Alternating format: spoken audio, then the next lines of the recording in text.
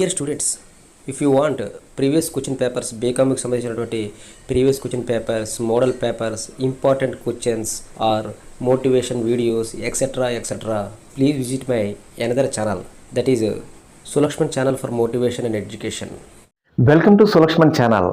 ఈ వీడియోలో types of industry లేదంటే పరిశ్రమలు రకాలు అనేటువంటి టాపిక్ గురించి చెప్పదలుచుకున్నాను. ఇది బిజినెస్ ఆర్గనైజేషన్ లేదంటే బిజినెస్ ఆర్గనైజేషన్ అండ్ మేనేజ్మెంట్ రెండు సబ్జెక్టులో కూడా ఈ టాపిక్ ఉండడం జరుగుతుంది. అయితే ఎగ్జామినేషన్ పాయింట్ ఆఫ్ వ్యూలో చూసుకుంటే 90 to 100% ఈ టాపిక్ రావడం అనేది జరుగుతుంది. సో టైప్స్ ఆఫ్ ఇండస్ట్రీ అంటే ఏంటో ఒకసారి తెలుసుకునే ముందు వాట్ ఈస్ ద ఇండస్ట్రీ అన్నది మనం తెలుసుకుని అప్పుడు మనము ఈ యొక్క టైప్స్ లేదా వివిధ రకాలైనటువంటి పరిశ్రమల గురించి మనం తెలుసుకుందాం. So what is the industry అని కానీ ఒకసారి మనం చూసుకునేలా ఉంటే an activity which converts raw materials into useful products. అంటే it involves changing of form from raw material into finished goods. అంటే ముడి పదార్థాలని తయారీ వస్తువులుగా మార్చేటువంటి ప్రక్రియనే ఈ యొక్క పరిశ్రమగా మనం చెప్పుకోవచ్చును. అయితే ఈ పరిశ్రమల్ని లేదా ఇండస్ట్రీని 3 టైప్స్గా మనం డివైడ్ చేయొచ్చు. క్లాసిఫికేషన్ అనేది 3 టైప్స్గా మనం చేయొచ్చు. అది కానీ చూసుకునేలా ఉంటే ప్రైమరీ ఇండస్ట్రీస్ లేదంటే సెకండరీ ఇండస్ట్రీస్, అదేవిధంగా టెరిటరీ ఇండస్ట్రీస్ లేదంటే సర్వీస్ ఇండస్ట్రీస్గా మనం చెప్పుకోవచ్చు. అంటే సేవా రంగము అంటే ప్రాథమిక రంగము, అదేవిధంగా ద్వితీయ రంగము, అలాగే సేవా రంగంగా మనం చెప్పుకోవచ్చును. So coming to the primary industry కానీ ఒకసారి మనం చూసుకునేలా ఉంటే ఇది మళ్ళీ 2 రకాలుగా మనం చెప్పుకోవచ్చును. అది జెనెటిక్ ఇండస్ట్రీ, అదేవిధంగా ఎక్స్ట్రాక్టివ్ ఇండస్ట్రీ. ఇంకా చెప్పుకోవాలంటే ప్రజనన పరిశ్రమ, అలాగే ఉద్గ్రహణ పరిశ్రమగా మనం చెప్పుకోవచ్చును. సో మొట్టమొదట ఈ యొక్క జెనెటిక్ ఇండస్ట్రీ లేదంటే ఈ యొక్క ప్రజనన పరిశ్రమ అంటే ఏంటో ఒకసారి చూసుకునేలా ఉంటే వంశక్రమాన్ని అభివృద్ధి చేయడం ద్వారా అంటే రీప్రొడక్ట్ చేయడం ద్వారా చేసేటువంటి ఇండస్ట్రీస్నే ఈ యొక్క జెనెటిక్ ఇండస్ట్రీస్ కోవలోకి లేదా ప్రజనన పరిశ్రమ కోవలోకి వస్తాయని మనం చెప్పుకోవచ్చును. అంటే దీనికి ఎగ్జాంపుల్స్గా మనము ఈ యొక్క చేపల పెంపకం కానీ లేదంటే ఈ యొక్క కోళ్ళ పెంపకం లేదంటే పౌల్ట్రీ అంటారు కదా, పౌల్ట్రీ కానీ కోళ్ళ పెంపకం అని కానీ, సో ఇవన్నీ కూడా దీనికి ఎగ్జాంపుల్స్గా మనం చెప్పుకోవచ్చును.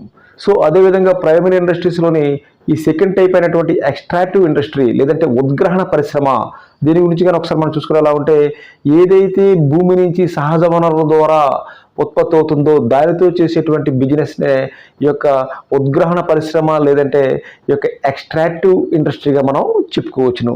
సో ఈ విధంగా మనము ప్రైమరీ ఇండస్ట్రీస్ని 2 టైప్స్గా మనం డివైడ్ చేయొచ్చు. So coming to the secondary industry లేదంటే ద్వితీయ రంగ పరిశ్రమ గురించి కానీ ఒకసారి చూసుకునేలా ఉంటే సో ఈ సెకండరీ ఇండస్ట్రీని కూడా మనము 2 టైప్స్గా మనం డివైడ్ చేయొచ్చు. సో అదేంటంటే మ్యానుఫ్యాక్చరింగ్ ఇండస్ట్రీ, అలాగే ఈ యొక్క కన్స్ట్రక్షన్ ఇండస్ట్రీ అంటే నిర్మాణ రంగ పరిశ్రమగా మనం చెప్పుకోవచ్చును. సో ఈ విధంగా మనము 2 రకాలుగా దీన్ని డివైడ్ చేయొచ్చు. సో ఈ మ్యానుఫ్యాక్చరింగ్ ఇండస్ట్రీ గురించి కానీ మనం ఒకసారి చూసుకునేలా ఉంటే this industry is engaged in the conversion of raw materials into semi finished or finished goods అని మనం చెప్పుకోవచ్చును. అంటే ముడి పదార్థాలని తయారైన వస్తువులుగా లేదంటే పూర్తిగా తయారైన వస్తువులుగా మార్పు చెందించేటువంటి పరిశ్రమలనే ఈ యొక్క మ్యానుఫ్యాక్చరింగ్ ఇండస్ట్రీ లేదంటే తయారీ రంగ పరిశ్రమగా మనం చెప్పుకోవచ్చును. అయితే ఈ మ్యానుఫ్యాక్చరింగ్ ఇండస్ట్రీస్ కూడా మళ్ళీ మనము 4 టైప్స్గా మనం డివైడ్ చేయొచ్చు. సో అదేంటంటే ఎనలైటికల్ ఇండస్ట్రీ, అలాగే ప్రాసెసింగ్ ఇండస్ట్రీ, అదేవిధంగా సింథటిక్ ఇండస్ట్రీ, అలాగే అసెంబ్లీ ఇండస్ట్రీ. సో ఈ 4 టైప్స్గా మనం డివైడ్ చేయొచ్చు. సో దీనిలో మొట్టమొదటి అయినటువంటి ఎనలైటికల్ ఇండస్ట్రీ అంటే ఏంటి అని ఒకసారి చూసుకునేలా ఉంటే ఏదైనా ఒక ముడి పదార్థం నుండి అనేక వస్తువులను తయారు చేసేటువంటి పరిశ్రమనే ఎనలైటికల్ ఇండస్ట్రీ అని మనం చెప్పుకోవచ్చును. దీనికి ఎగ్జాంపుల్ కింద క్రూడ్ ఆయిల్ని కానీ ఒకసారి మనం చూసుకునేలా ఉంటే దాని నుంచి మనము పెట్రోల్ని తీసుకోవచ్చు, అదేవిధంగా కిరోసిన్ తీసుకోవచ్చు, అదేవిధంగా ఈ గ్యాస్ అన్నది తీసుకోవచ్చు. సో ఇన్ని రకాలైనటువంటి ప్రొడక్ట్స్ని మనం తీసుకోవచ్చును. సో ఇలాంటి దాన్నే మనము ఎనలైటికల్ ఇండస్ట్రీ అని చెప్పి అనడం అనేది జరుగుతుంది. సో సెకండ్ టైప్ కానీ చూసుకునేలా ఉంటే ప్రాసెసింగ్ ఇండస్ట్రీ. అంటే దీనిలో అనేక రకాలుగా ప్రాసెసింగ్ అనేది జరుగుతుంది. సో దానికి ఎగ్జాంపుల్గా చూసుకునేలా ఉంటే ఏదైనా సరే మనము పత్తి చూసుకోండి, ఈ పత్తి నుంచి మనము కాటన్ తయారవుతుంది, ఆ కాటన్ నుంచి మనకి ఈ యొక్క క్లోత్స్ అనేవి తయారవుతాయి. అంటే ముడి పదార్థాల నుంచి తయారీ సరుకు నుంచి ఫినిష్డ్ గుడ్స్ కింద ఇలా కన్వర్ట్ అయ్యేటువంటి ఇండస్ట్రీస్ని మనము ఈ యొక్క ప్రాసెసింగ్ ఇండస్ట్రీ అని మనం చెప్పుకోవచ్చును. సో థర్డ్ ఐటమ్ గా చూసుకునేలా ఉంటే సింథటిక్ ఇండస్ట్రీ. సో ఈ సింథటిక్ ఇండస్ట్రీ గురించి కానీ ఒకసారి మనం చూసుకున్నా ఉంటే ఇది అనలైటికల్ ఇండస్ట్రీకి పూర్తిగా రివర్స్గా మనం చెప్పుకోవచ్చును. సో ఈ సింథటిక్ ఇండస్ట్రీస్లోని ఏదైనా ఒక ప్రొడక్షన్ చేయాలంటే అనేక రా మెటీరియల్స్ అనేవి కావాలి. దీనికి బెస్ట్ ఎగ్జాంపుల్ కింద సిమెంట్ మనం చెప్పుకోవచ్చును. సో సిమెంట్ని కానీ మనం ప్రొడక్ట్ చేయాలంటే దానికోసం మనము అనేకమైనటువంటి రా మెటీరియల్స్ని సేకరించాల్సిన అవసరం ఎంతైనా ఉందని మనం చెప్పుకోవచ్చును. సో ఫోర్త్ ఐటమ్ కింద అసెంబ్లీ ఇండస్ట్రీగా మనం చెప్పుకోవచ్చును. అంటే ఏదైనా సరే ఒక వస్తువును తయారు చేయడానికి వివిధ రకాలైనటువంటి వస్తువులు, వివిధ రకాల కంపెనీల వస్తువులను సేకరించి ఒక వస్తువును తయారు చేస్తే దాన్ని అసెంబ్లీ యూనిట్గా మనం చెప్పుకోవచ్చును. దానికి ఎగ్జాంపుల్ కింద ఈ యొక్క టీవీ కానీ లేదంటే మోటార్ బైక్ కానీ చెప్పుకోవచ్చును.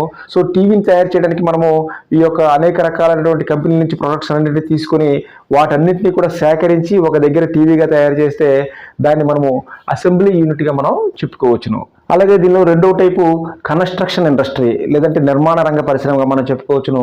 సో ఏదైనా సరే డ్యామ్స్ కానీ పెద్ద పెద్ద బిల్డింగ్స్ కానీ రోడ్స్ కానీ వీటన్నిటిని వేసేటువంటి పరిశ్రమని మనము ఈ యొక్క కన్స్ట్రక్షన్ ఇండస్ట్రీ లేదంటే నిర్మాణ రంగ పరిశ్రమగా మనం చెప్పుకోవచ్చును. So coming to the last type కానీ చూసుకునేలా ఉంటే టెరిటరీ ఇండస్ట్రీ, అంటే దీన్నే మనము సర్వీస్ ఇండస్ట్రీ, సేవారంగ పరిశ్రమలుగా మనం చెప్పుకోవచ్చును. సో ఈ సేవారంగ పరిశ్రమలకి మిగతా పరిశ్రమలకి ఉన్నటువంటి డిఫరెన్స్ ఏంటంటే ఇక్కడ మనం ప్రయోజనం పొందినటువంటి వస్తువు అన్నది కనిపించదు. ఫర్ ఎగ్జాంపుల్ చూడండి, ట్రాన్స్పోర్ట్ ఉంటుంది. ఒక ప్లేస్ నుంచి ఇంకో ప్లేస్కి వెళ్ళడానికి మనము కొంత అమౌంట్ అనేది చెల్లిస్తాం. అదేవిధంగా హాస్పిటాలిటీ, అదేవిధంగా ఎడ్యుకేషనల్ ఇన్స్టిట్యూషన్స్. సో ఇవన్నీ కూడా మనము ఈ యొక్క సేవారంగ ఇండస్ట్రీ లేదంటే టెరిటరీ ఇండస్ట్రీ కోవలోకి రావడం అనేది జరుగుతుంది.